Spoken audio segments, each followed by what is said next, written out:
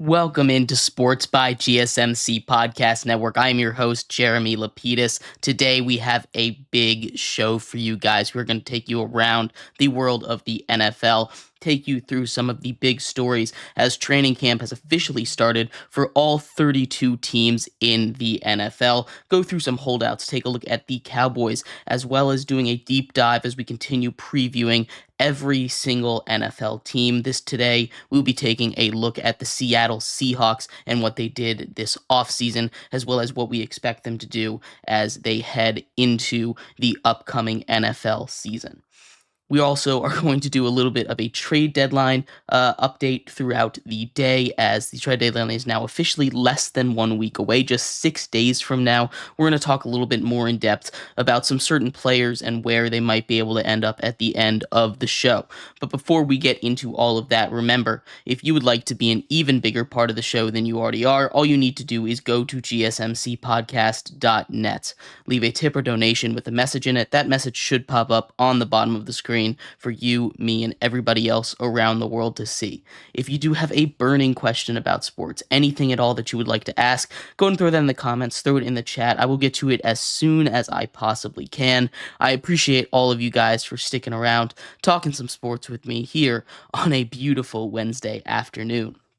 But like I was saying, we are going to start off our show today in the NFL. Officially, as of today, all 32 teams have reported to camp. Now, that doesn't mean that every single player has reported to camp, but we're going to start off with the Cowboys, America's team, as they have not the most amount of contract holdouts, but the most intriguing players who are holding out / are looking to get new contracts. That being the discussion between who the Cowboys should pay. They've got 3 guys to pay, right? They have to pay CeeDee Lamb. He is currently holding out. He's the main one that is holding out. He is not at camp right now. They have to most likely pay Dak Prescott. They have to pay Micah Parsons. They've got 3 of their biggest guys, maybe even their best 3 guys on the entire roster, all looking for new contracts right now. And that is going to be very, very hard to do, which is what this discussion is going to center around, right? As of right now, CeeDee Lamb is the only one of those 3 who currently is not at training camp, right? Dak Prescott has made his money. He's got his contract. He seems comfortable. If it comes to it, testing the free agent market, he's not holding out for a deal. It's just CeeDee Lamb. And now we get to see where the priorities are for the Dallas Cowboys, right? Are they going to go by positional value, in which case you focus on Dak Prescott first, and probably if you could theoretically you can only sign 2 of them. If you focus on positional value, the odd man out is most likely CeeDee Lamb. Are you going to go by talent or rating at the position? If that's the case, the odd man out is probably Dak Prescott. They've got a lot of things to figure out. How are they going to team build? Do they have a replacement for any of these guys? I think 100% the one that is not leaving, the one that is 100% going to get a new deal with the Cowboys market resetting money is Micah Parsons. He's the only one that I feel 100% certain in saying he will be a Cowboy for a long time. Now, my next best guess is CeeDee Lamb, and he's holding out here. Am I certain that he's going to get a contract before Dak? No, I'm not. The way things are playing out right now, he seems like the priority, and if I'm the Cowboys front office, I don't really understand that. Now, I know if you look at wide receiver rankings, you go down the list, CeeDee Lamb is easily top 5, probably top 3 in the entire NFL, right? CeeDee Lamb is a special talent at wide receiver. But as we've seen over the years, we get to see more and more guys coming up out of college and immediately making that kind of impact that CeeDee Lamb is. You know, you have your Justin Jeffersons, Jamar Chases, your CeeDee Lambs. Look at this draft class. You have what is expected to be 3 generational wide receivers coming out. Marvin Harrison Jr., of course, headlining those. Malik Neighbors, not supposed to be too shabby himself. There's and of course Rome Odunze with the Bears now. But you get all of these guys coming straight out of college. He makes this idea of paying receivers $30 million dollars when you have other places to spend the money. And this isn't to say that CeeDee Lamb doesn't deserve $30+ million in a deal. He absolutely deserves it. Like I said, he is a top 5 receiver in the league, maybe even top 3. You can make that argument there. But CeeDee Lamb, if I'm the Cowboys and I'm saying, hey, Parsons, Lamb, Prescott, we can only sign 2 of them. The odd man out for me is CeeDee Lamb. And it's because he's the one that's the most easily replaceable. Again, in a perfect world, the Cowboys are signing all 3 of these guys and singing Kumbaya and moving on, but it's a business, right? And they only have so much money. They have to stay under the cap. They have to build a competitive team. They have to cut corners somewhere. And CeeDee Lamb is currently holding out. And I think CeeDee Lamb is going to get a contract this offseason. But if I'm the Cowboys, he is lowest on the priority totem pole right now. Right now, I'm working on a contract with Dak. Then I'm working on a contract with Micah Parsons. And then I'm working on a contract with CeeDee Lamb. And, this might work out for the favor of CeeDee Lamb, right? He is going to get paid. Some team, Cowboys or anyone else in the NFL, is going to pay CeeDee Lamb. If he goes and he tests the free agency market, he is going to get market resetting money, no doubt, right? And he probably will anyway with the Cowboys. The question is, the question is, does he want to stay a Cowboy? Is he willing to just wait a little bit? And by him holding out, he's getting fined $40,000 a day for a guy on a rookie contract, and he'll be fine. He's CeeDee Lamb. He's in the NFL. He's making that NFL money, and he's about to get paid with a capital P, right? If not this offseason, then next offseason, and he can ride it out. But if I'm CeeDee Lamb, I know I want to get that contract now, but I'm not too concerned about getting a contract at all. And I know some team will pay me, and I know I want to capitalize on it. But the Cowboys aren't going to do it. Or the Cowboys seem like they're going to do it, but if I was the Cowboys, I wouldn't. Now, if we're going back from the Cowboys' perspective, aside from my own biases and what I would do here, they are here, and it seems like they're prioritizing CeeDee Lamb. They are actively getting contract negotiations done with him, and you get him in the room. That is instantly a huge boon for your offense, right? He is a special offensive player, and he's worth the money. There's no contract you can give CeeDee Lamb, obviously within reason, for a wide receiver where the wide receiver market is right now, that I'm going to be like, hey, he doesn't deserve that money. He deserves that money. But it just feels to me that the Cowboys have their priorities out of order. They have to, it's just positional value, right? And I hate those words. Those feel like dirty words in the NFL now, right? We talk about it with running backs. We talk about it with safeties. And then you see teams, dominate because they're picking up those guys that can and will make that difference on cheap contracts. You can go and pay those top guys, but history says if you're paying a guy top 5 money at a position, you're not going to be as good of a team, right? But positional value does have a lot to do with it, right? And they can't win without a quarterback. They just can't. That's just the reality of the NFL right now these days. You can't win without at least a great quarterback, right? And you can make the argument, the 49ers with Brock Purdy, but that is a different situation. That the amount of weapons that have been surrounded on the 49ers, and Brock Purdy himself isn't awful, right? He's a good quarterback. I wouldn't put him in elite territory, but he's a good quarterback. But you have to make your decisions, and if you pay CeeDee Lamb, it's going to make it a lot harder to pay Dak Prescott. And while that might help you this season, if you're going into the future, unless you're resigned and you think, hey, we have the answer behind him, whether that be Trey Lance or somebody they pick up out of the draft or off of free agency, they have to feel like they have the answer. And if they feel like they have the answer, let Dak walk. But that is a tough decision to make. And if I was the Cowboys, I don't think I have the balls to let a top 10 quarterback in this league walk in free agency. But that's just my thoughts. I would love to hear what you guys have to say on this subject. Again, CeeDee Lamb deserves to get paid, but he's third on my big 3 list for the Cowboys right now as he continues to hold out of training camp that began today. In our next segment, we're going to do a deeper dive onto the rest of the training camp holdouts. There are a couple of big names still out there. CeeDee Lamb obviously topping the list. We're going to take a look at the other 6 or 7 big names that are currently holding out, holding in, looking to get a new contract, and talk about what I think each team will do with them. So stick around for that. We will be right back with that and more here on Sports by GSMC Podcast Network.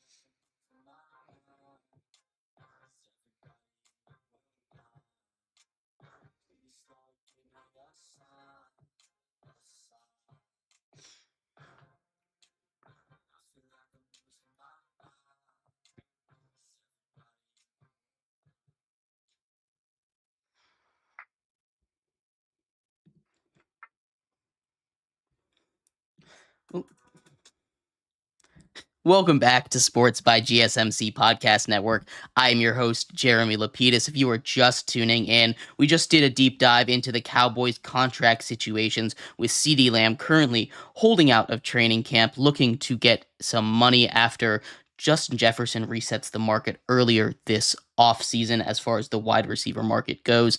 In this segment, we're going to take a look at some of the other holdouts around the NFL. Some guys like Brandon Ayuk and Trent Williams with the 49ers. We'll take a look at Jordan Love and his situation, provide updates, as well as people like Alvin Kamara. But before we do, there is some breaking news coming out of the NBA. So, breaking news real quick for you. We do have a brand new media rights deal. Details 11 years, $76 billion going to Amazon. TNT is out. It had come out earlier this week that TNT's owner was supposedly going to match Amazon's offer.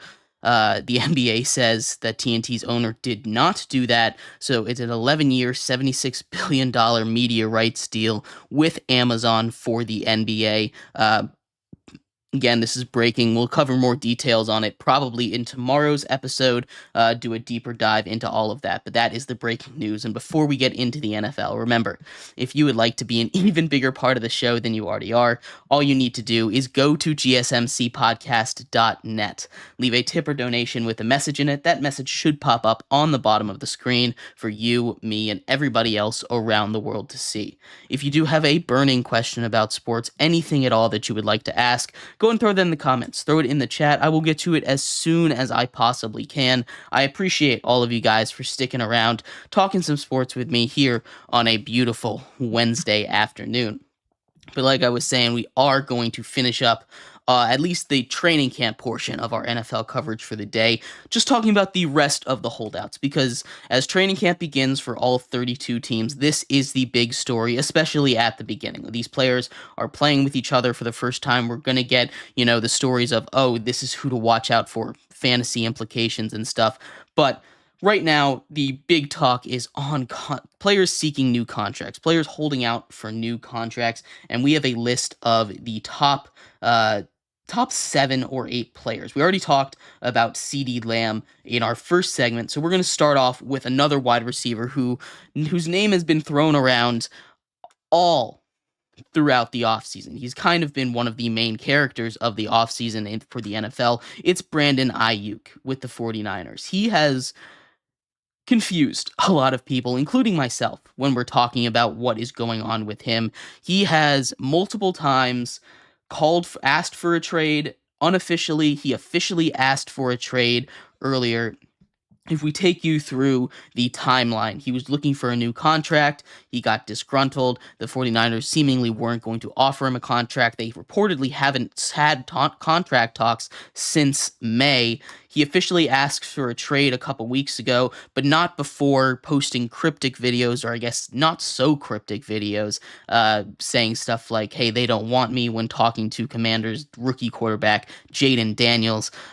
So he's officially asked for a trade. And the 49ers have repeatedly said in response to this, he is going to be a 49er, basically.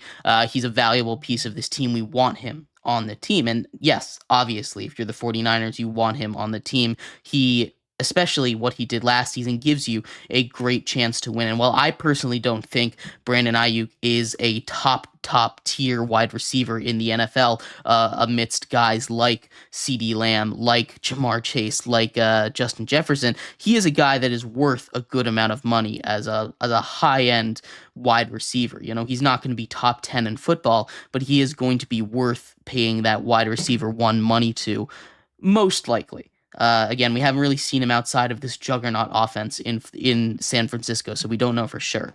But that's besides the point. He is not going to get paid this offseason, and he seemingly knows that from what he's saying. He's publicly being very disgruntled about his situation, but he's participating. He's still on a rookie deal.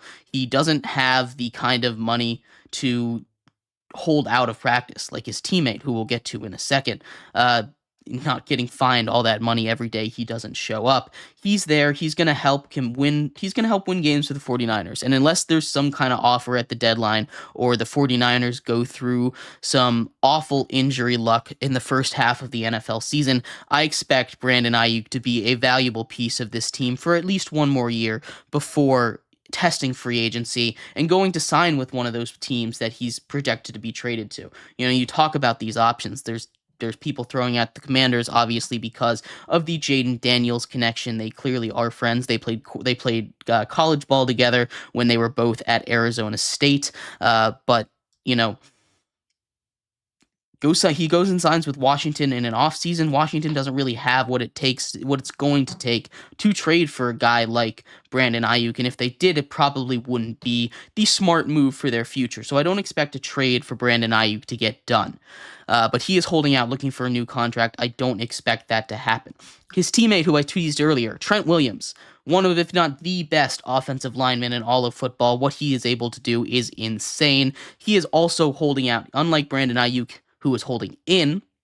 He is holding out. He's not looking for a new contract. He's looking to restructure a contract. He's still got 3 years left on his deal, so he's not looking to extend, but he's just looking to probably get more guaranteed money right now. He is holding out. He is an invaluable piece to the offense of the 49ers. You know, as much as we talk about how great the skill positions are with Debo, with Brandon Ayuk, with Christian McCaffrey, with George Kittle, you know, all of it starts and stops with that offensive line. And an elite offensive line is anchored by an elite left tackle in Trent Williams, who is just an insane athlete. Might be the most athletic person in the NFL, which is kind of crazy to say because there's lots of athletes in the NFL. But Trent Williams is absolutely up there, and he's the heart and soul of that team. He'll get something done. They'll work it out. I'm not too worried about that. But that might make Brandon Ayuk even more angry, because he's been continually pushed down the line for contracts, and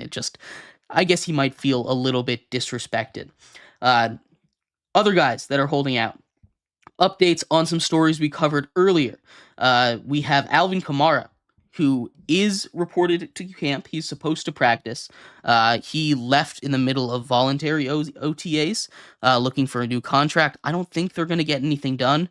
He averaged 3 yards a carry last season, and he hasn't really been the same since he signed that contract. His touchdown numbers have been down, aside from that 1 year before he signed that contract. While he has been healthier recently, the results haven't really shown up on the field. And Jordan Love, who we talked about recently, again, reports are there's supposed to be a deal done soon.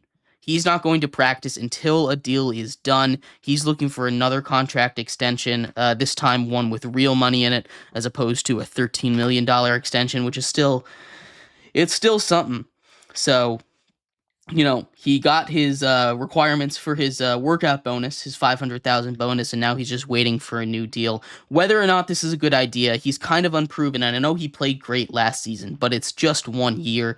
It's hard to commit that much to a guy who has just done it for one season. I'd like to see him do it for one more before he gets that big payday, but then he's going to be able to test the free agent market, and the Packers definitely don't want that. So he's probably going to get 50-ish, maybe even market resetting money from the Packers coming up soon. So keep an eye out on that, because that is going to be a huge story when it does come out. And the last one that I wanted to touch on, Tua Tagovailoa, and he's an interesting case, right? We've had a lot of on and off conversations about Tua. I don't think we've had a formal segment on him, but Tua is an interesting spot, right? Because everything about Tua, you are concerned about his injuries. Obviously, we all remember the horrific looking concussions that he suffered just a couple seasons ago. Wasn't a good thing. People thought he was going to retire from the sport of football. He comes back last season, plays fully healthy, and, does a good job. But he's also in an offense that is built to succeed. He's kind of found himself in a Brock Purdy situation, one where if he continues to win, he'll get paid. But how good is Tua really? And it's hard to tell without removing him from that situation because he hadn't been really fully healthy. He hadn't been fully healthy for a whole season before this situation emerged around him, right? Before the Dolphins were able to build around him and make the Dolphins into pseudo contenders. Now they need if Tua can make that step, he'll get paid. This is a do or die season for him. A couple episodes ago, we did a top 5 quarterback that needs to prove it. And Tua, I believe, was number 3 on that list for me. He's playing for a market resetting contract, right? If he has a good season, the Dolphins will give him whatever he wants if he repeats what he did last season. But if Tua does not have a good season, he is going to, be treated kind of like, I guess, not the same situation, but a similar situation to how people were viewing Baker Mayfield before last season, right? Hey, maybe. We don't really know what to think about this guy, and it's a tough situation to be in if you're Tua, but he knows what he has to do. He has to go out and perform, and he has to go out and win. We'll keep an eye out on all of these holdout stories, many more. There's a couple other players that are holding out as well throughout the entire NFL, but those were just some of the big ones that I wanted to touch on as we officially enter day 1 or day 2 for all of the NFL teams as they continue to get prepared for the NFL season. And speaking of the NFL season, we are continuing our coverage of all 32 NFL teams. Next team up is the Seattle Seahawks. We will be covering them next, going through their offseason, going through their potential schedule, or not potential, going through their schedule game by game, breaking down everything that they have, and giving them a offseason grade and a record prediction. So stick around for all of that. We'll be right back here on Sports by GSMC Podcast Network. Looking for your daily fix of sports talk without having to pay for it? GSMC Sports Network is available on YouTube. Just search GSMC Sports Network. Get your fix of daily sports talk shows on YouTube, absolutely free. NFL, college football, NBA, MLB, MMA, UFC, fantasy football, and so much more. GSMC Sports Network has shows running all day long, with new sports shows starting every 2 hours. Just like on your favorite cable sports channel, except GSMC Sports Network is absolutely free. Just search GSMC Sports Network on YouTube to catch one of your new favorite shows, like the GSMC College Football Podcast, Chip Shot Football Podcast, Hoops and Heels Women's Sports Podcast, GSMC Basketball Podcast, and so now available on YouTube, absolutely free. Search GSMC Sports Network on YouTube.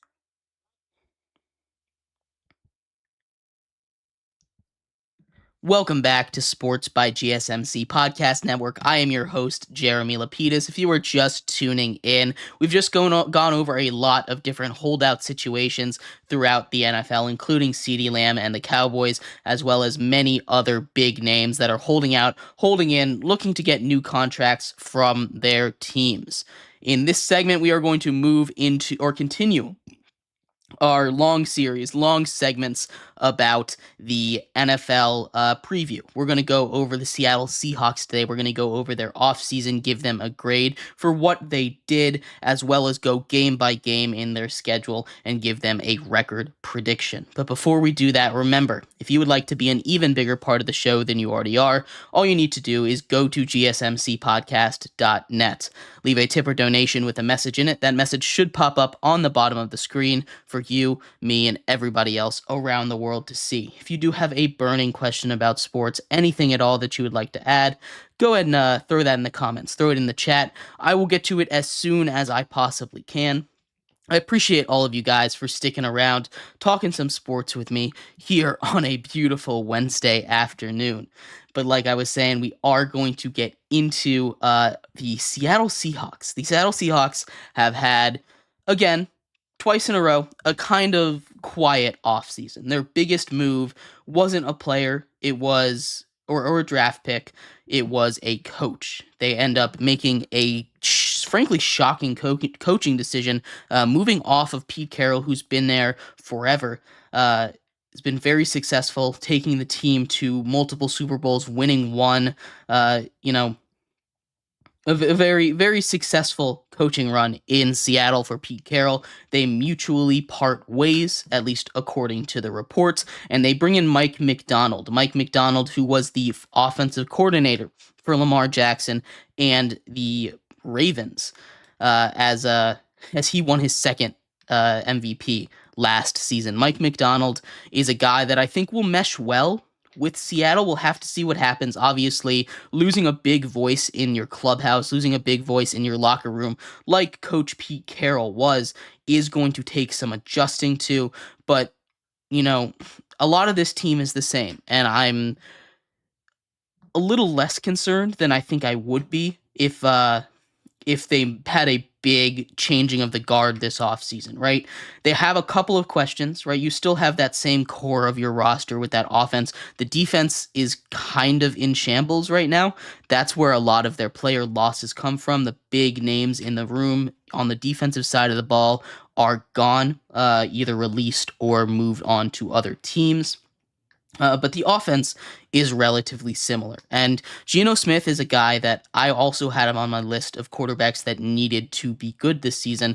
And it's kind of unfair that he's on that list, right? Because he's done nothing but be great ever since he was named the starter in Seattle 2 years ago, right? He played wonderful. He outplayed all the competition, and there's no reason to really consider moving off of him. But they go and they make a trade for Sam Howell, and I've heard people, Seahawks fans, people throughout my conversations talking about the NFL that are saying Sam Howell should start over Geno Smith. And frankly, I think that's ridiculous. To be completely honest with you, Sam Howell is nowhere near the level of quarterback that Geno Smith is. And I know Geno Smith took a while to develop into that kind of quarterback. We saw him not be good with the Jets, not be good with the Giants, before finally ending up in Seattle, being a backup forever, and playing great football when he got the chance, right? It's a great success story, and he absolutely deserves to be the starter. And the fact that people are questioning him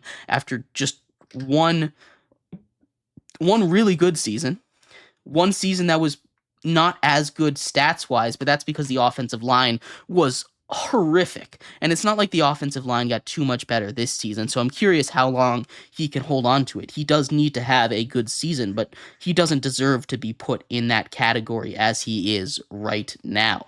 But that's the quarterback situation for them. What they tried to address in the offseason, at least offensively, we're talking about the offensive line. That's the big part that they brought in. They brought in 3 or 4 offensive linemen, including George Fant, including George Fant, Laken Tomlinson, Max Pritchard, and Nick Harris. Not all of these guys are going to be starters, but adding offensive line depth, looking to shore up a position that was, again, like I said, horrific last season, as well as re-signing a couple of key defensive and offensive players. Leonard Williams gets brought back after being traded mid-season from the Giants, and Noah Fant at tight end is brought back. Like I said, most of the offense is the same. You look down the offense, you still got Geno Smith at quarterback, Kenny Walker at running back, DK, Tyler Lockett, JSN at your wide receivers, and Noah Fant at tight end. It is, a tough look on the defensive side of the ball, as outside of Leonard Williams, Jerome Baker, and some of the cornerbacks, Devin Witherspoon, Tariq Woolen, Kobe Bryant. It's not looking great, right? You have Boye Mafe, who solid linebacker. You've got some injuries on the linebacker core as well, but you lose a guy in Bobby Wagner who had lost a step but was still a vocal leader in that clubhouse. You lose both of your safeties as they're both released. You have Jamal Adams. You release him. Injuries hadn't been too kind to him. You lose Jordan Brooks. It's a good signing by the Dolphins there. And you also, again, like I said before, you lose Bobby Wagner. So you lose some of those leaders on defense, Quandre Diggs as well. The safeties are a little bit lacking. They've got Julian Love back there, who, as a Giants fan, he's fine. He's not really a guy you love, but he's a guy back there that can play solid safety. The defense is going to be a bit of an issue, and so is the offensive line. So looking at what they did in the offseason, again, it was fine, but it wasn't anything special, right? They didn't do anything to really move the needle too much as far as free agency goes. Now, talking about their draft class, I did like what they did there. First round, bringing in Byron Murphy, the second defender off the board, again, getting pass rush, trying to win in the trenches. They didn't address the offensive line too much until the later rounds. They grabbed guard Christian Haynes out of UConn with their second pick in round 3. And they did have a lot of holes. But then they didn't go back to the offensive line until the 6th round, a round in which they had 3 picks. So, again, just trying to take best available. Sometimes it works. Their draft class wasn't great. Again, it wasn't anything bad. It wasn't anything great. It was just kind of fine. I do like Byron Murphy. I do. But outside of him, there's nothing in this draft class that screams there's nothing in this draft class, including Byron Murphy, really, that screams steal of a draft class. So taking a look at their entire offseason as a whole, again, lots of good. The big move was a new head coach, which was kind of shocking to me. I'm not really moved, honestly, by what they've done. And that's not to say that they're going to be bad, right? Because the Seahawks, they were fine last year. The Seahawks, they might have had a little bit of a down year, but they were fine. You take a look at a 9-8 season, just missing out on the playoffs. I'm just not convinced that they got better. So overall, I'm going to give them, a C- for their grade. Again, nothing insanely bad or offensive, just nothing that moves me in the direction of thinking, hey, this is a football team that's going to be better this season. They didn't do anything like that. They just kind of made either lateral moves or slightly negative, slightly positive moves, and I think they kind of ended up almost exactly where they were the year before. While the rest of the teams in their division, I think, absolutely improved at least a little bit. But anyway, let me know what you think. We're going to take a quick break, and then we're going to do a schedule prediction for the Seattle Seahawks. So stick around for that. We'll be right back here on Sports by GSMC Podcast Network.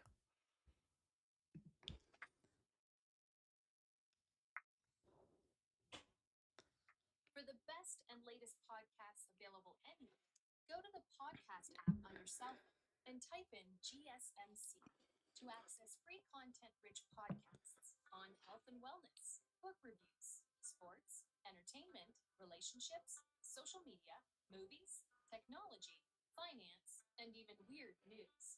Subscribe and download the GSMC Podcast Network's family of shows, available everywhere podcasts are found.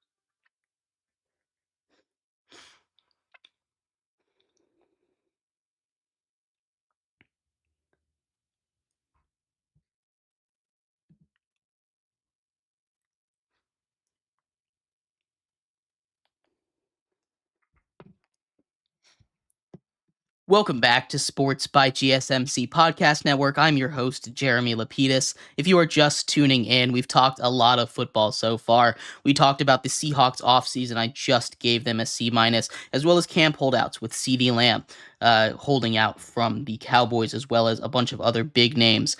But we are going to continue our Seattle Seahawks coverage for this segment before moving into the MLB to close out our show with the deadline just 6 days away. We're going to do a little bit of a deeper dive into that. In this segment, we're going to do the schedule predictions. We're going to go through all 17 games, all 18 weeks, give you a prediction for what's going to happen in each game, and as you know, be correct 110% of the time.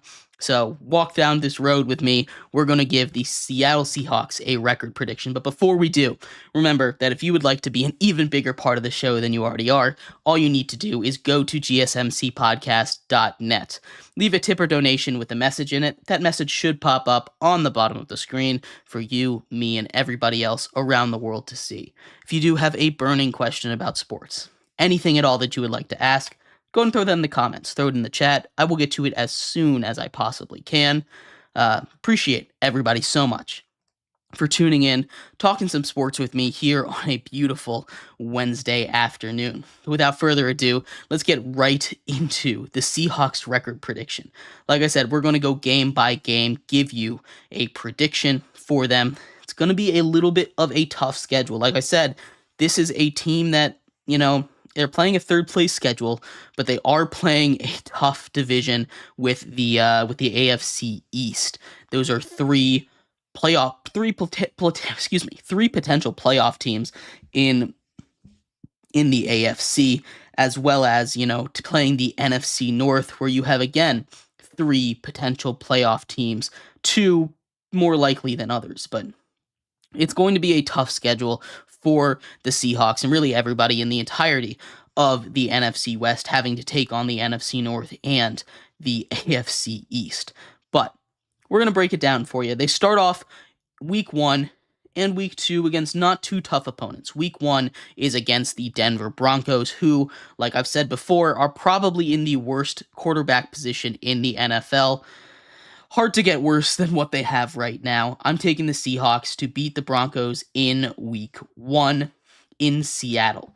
Week 2, they travel cross-country. They go and take on the New England Patriots in New England. And while I do think that the Patriots improved, I don't think they're as good as the Seahawks yet. We don't know if it's going to be Jacoby Brissett or Drake May starting. For now, it's Jacoby Brissett.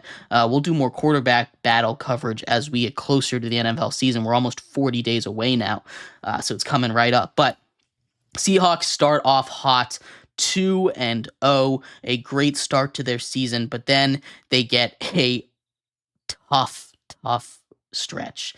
They host the Dolphins at home, and that's going to be a good game, I think.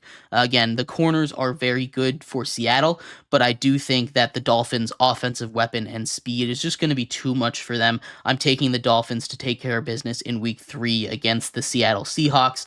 The Lions in week 4, again, like I said, these are going to be two really tough divisions that the Seahawks have to take care of, that the Seahawks have to play. I'm taking the Lions here, and through 4 weeks, it's a 2-2 schedule for the Seattle Seahawks. So it's not, the worst place to be. It's not a great spot to be in either.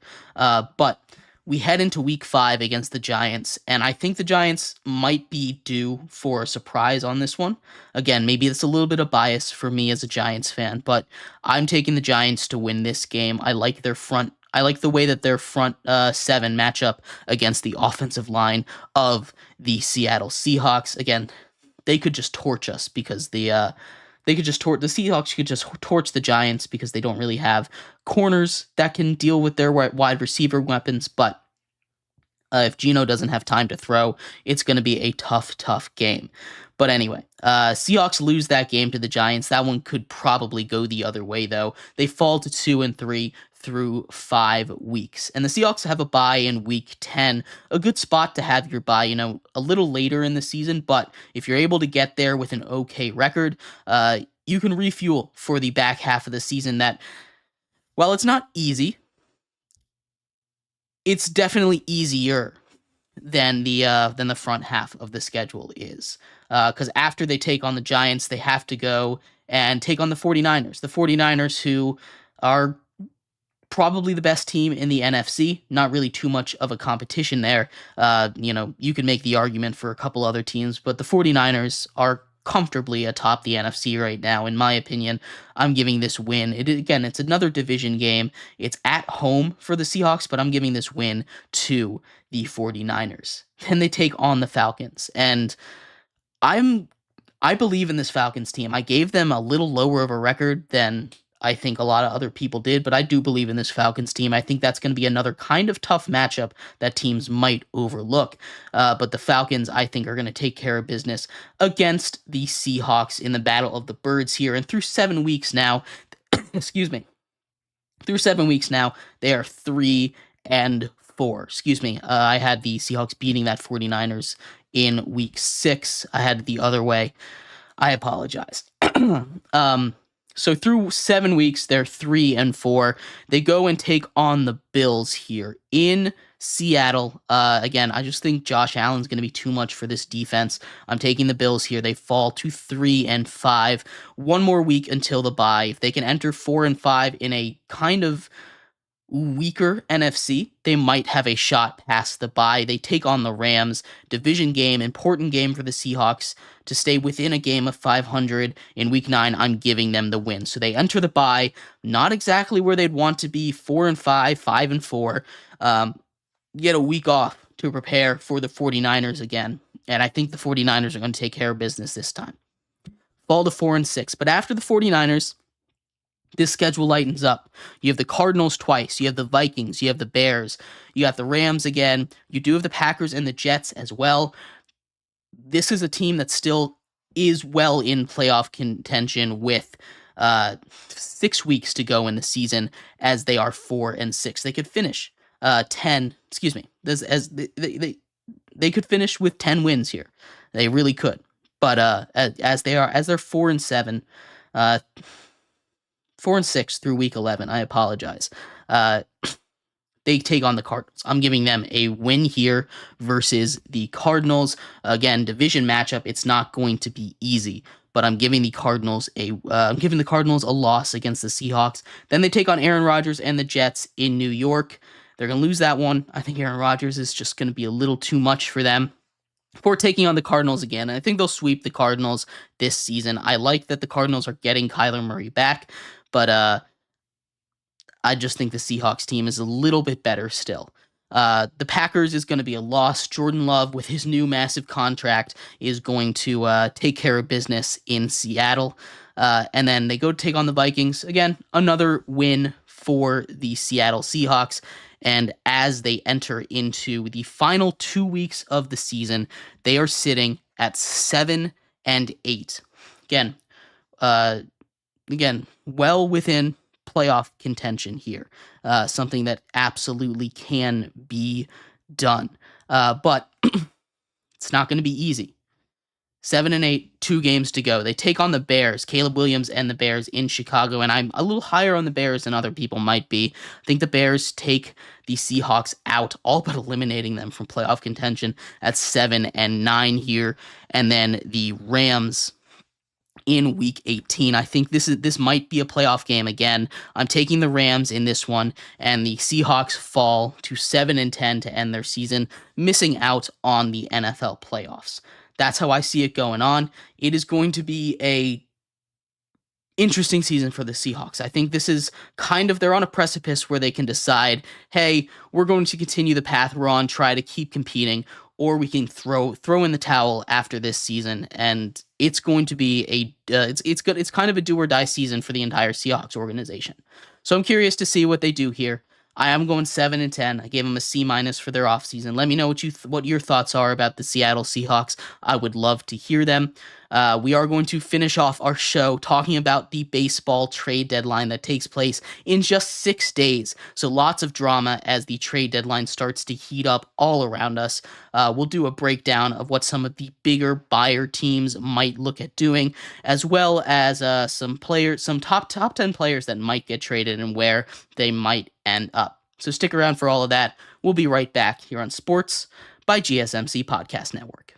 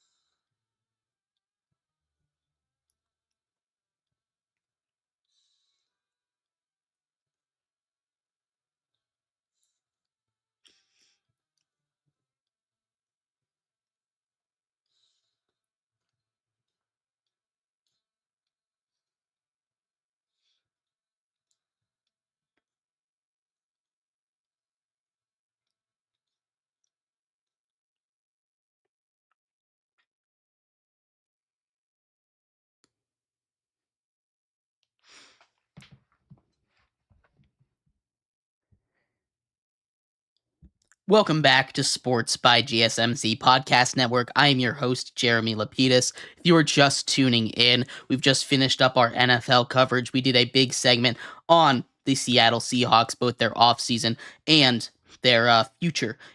With this season's predictions, I gave them going 7-10 and missing out on the playoffs. Then we also talked about some training camp holdouts. We talked about guys like Trent Williams, guys like Brandon Ayuk, CD Lamb, Alvin Kamara, and much more. So if you're interested in any of that, go back and check it out. They were earlier on in our show. We're going to move away from football, though, in this segment and finish up with the MLB, the world of baseball, as the trade deadline is looming. It is just 6 days away. I mean, less than that now, 5.5 or so.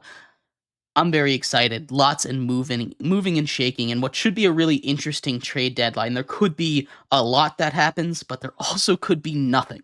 And those are the most interesting trade deadlines, I think. But before we get into that, remember that if you would like to be an even bigger part of the show than you already are, all you need to do is go to gsmcpodcast.net. Leave a tip or donation with a message in it. That message should pop up on the bottom of the screen for you, me, and everybody else around the world to see. If you do have a burning question about sports, anything at all that you would like to ask, go and throw that in the comments. Throw it in the chat. I will get to it as soon as I possibly can. I appreciate all of you guys for sticking around, talking some sports with me here on a beautiful Wednesday afternoon. But like I was saying, we are going to finish up our show today talking a little bit about the MLB trade deadline. And there's a lot to talk about here with the MLB trade deadline. You know, where are the big who are the big buyers going to be? We'll start with that. Absolutely, I think the biggest buyer at this deadline are going to be the Yankees and the Dodgers, right? The Dodgers need starting pitching. The Yankees need bats, pitching. The Yankees need a lot right now, but the Yankees, I think, are going to be the most aggressive in the trade market, right? Going after guys like uh, Luis Robert, going after guys like Tanner Scott, going after guys like Brent Rooker, even from the Athletics. You know, trying to get another bat to protect Aaron Judge the way that Aaron Judge protects Juan Soto. You know, just getting anyone so they can't do what the Mets did and walk Aaron Judge the whole time or walk Juan Soto the whole time. It's just you need some more protection if you're the Yankees. So there's a couple guys out there that I could see being potential trade candidates, and we're looking more infielders. But if they're just looking for a bat, you know, Brent Rooker is a good one. One that I think they should seriously look at is Jazz Chisholm. He's got a big personality, so he's not going to cost as much, which is kind of crazy. But he can play outfield. He can play second base. He's a very versatile piece, and he's very, very good at baseball. You put him behind Aaron Judge, he's not going to be, the scariest protector, but he is a guy that, teams aren't going to be like, oh, we can just put Aaron Judge on base and we'll be fine, right? This is a guy that is going to make it so they can't walk him all the time. Outside of him, there's other options. Randy Arozarena from the Rays. The Rays are in the same division, so I don't really see that happening as much. But, they can go out and they can get some of these bats, some of these bullpen arms, trying to get just really anything. As far as the Dodgers go, the Dodgers have been linked to guys like Garrett Crochet. They've been linked to guys like Zach Eflin, guys like Eric Fetty or Jack Flaherty. Some of these top starters trying to get starting pitching depth for some of the more strenuous times in the playoffs. That's what kind of took them out last year, is the fact that they didn't have their starting pitching to where it is. And the bats will be fine. They'll get Mookie back. And, as good as it would be for them to go add some more bats, that's probably not the priority for them. Those are the biggest additions. The teams that I expect to be the most active sellers. Obviously, the White Sox are up there. They have the two crown jewels of this trade deadline in Luis Robert and Garrett Crochet. But, the Rays also have a lot of guys that they could move off of. We've already talked about a couple of them. Isaac Paredes, another guy that the Yankees might target. He's not going to be the most expensive bat, but, he is going to cost a pretty penny. He's going to fill a hole that they have at third base with DJ LeMahieu playing there. That's a guy that I think they could absolutely target. Randy Arozarena is someone that they might end up moving off of, which the Rays will be fine. Zach Eflin going from pitching again. The Rays will be fine pitching as long as, they can get their guys healthy, which has been the issue for the Rays. The Rays might offload a little bit this trade deadline, as well as the Nationals. We've already seen them make a move with the Royals, sending Hunter Harvey away. They're not going to go bare bones. They've got a nice young core establishing in DC right now, but guys like Lane Thomas, who could be a coveted piece from a lot of teams, like the Orioles, who might want to add an outfielder, a team like the Mariners, who might need some bats in the worst way possible, a team like the Orioles, who are trying to add some more bats, or the Braves trying to replace the production, kind of do like the Frankenstein they did back in 2021 to win a world championship without Ronald Acuna Jr. once again. There's a lot of teams out there that could be selling big. I think one of the more interesting teams to watch are going to be the Tigers, right? We talk about Jack Flaherty, and he's going to be a piece that most likely will be moved, but there's been some rumors around teams like the Orioles going all in on a trade for a guy like, to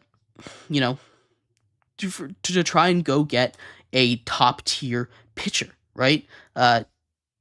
Trying to go get the AL Cy Young, the potential Young Cy Young winner from the Tigers, to Skubal from the Tigers, right? This is a pipe dream, most likely, but if they can put together a whale of a package, it is going to be a really, really interesting move, right?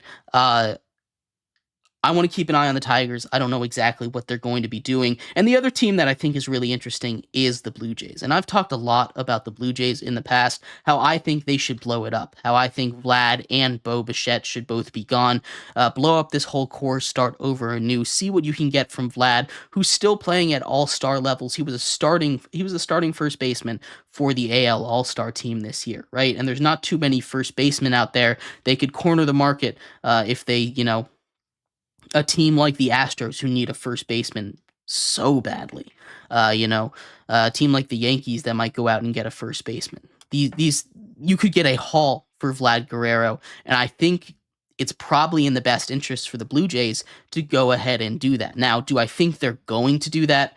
Absolutely not. All reports are saying, hey, we're going to try and run it back with this core. And I know it's a tough, tough decision to make. It's much easier for me sitting here on my couch in my chair, preparing for this show, saying, hey, I think that the Blue Jays aren't going to win anything in a tough division with the Yankees, with the Orioles, who are just starting. They might even still be rising, and that's insane to say with an 108 win pace. It's insane to say something like that, but you look at their farm system, they've still got guys that they don't even have space for that are ready for the MLB. Guys like Mayo, guys like Holiday down in their farm system. It's going to be a really, really tough division to win for a long time. The Rays are always good. The Red Sox are on the rise. The Yankees have Aaron Judge, and assumingly they're going to give Juan Soto the bag and he'll stay. It's going to be really tough to compete. The Blue Jays are the odd man out in that division, and I think it's time for them to blow it up because this is not working.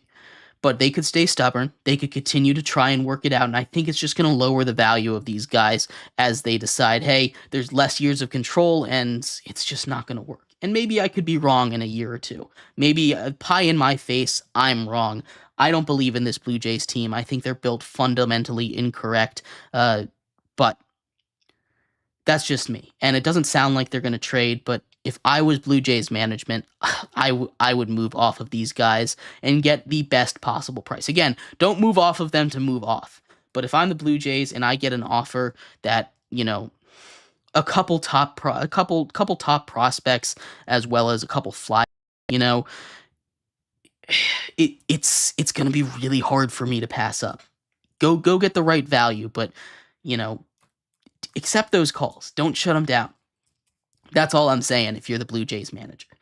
But there's a lot more to pay attention to because, like I said, the trade deadline is just 6 days away. I will keep you posted on everything. It is on Tuesday, July 30th. So we will know it probably over the weekend is when stuff is really going to start to explode. Maybe later this week. I will keep you updated on everything. But thank you, everybody, so much for tuning in to today's episode of Sports by GSMC Podcast Network. I have been your host, Jeremy Lapidus. If you would like to listen to more Sports by GSMC Podcast Network, we're live every single weekday, Monday to Friday, 5 to 6 p.m. Go check out all the other shows on the GSMC Podcast Network. Lots of good stuff for anything that you would want to know about in the sports world. I've been your host, Jeremy Lapidus. Appreciate all of you guys so much for tuning in. We'll be back here same time, same place tomorrow, going over all the major news in the world of sports. And I will see you then. Bye-bye. Let's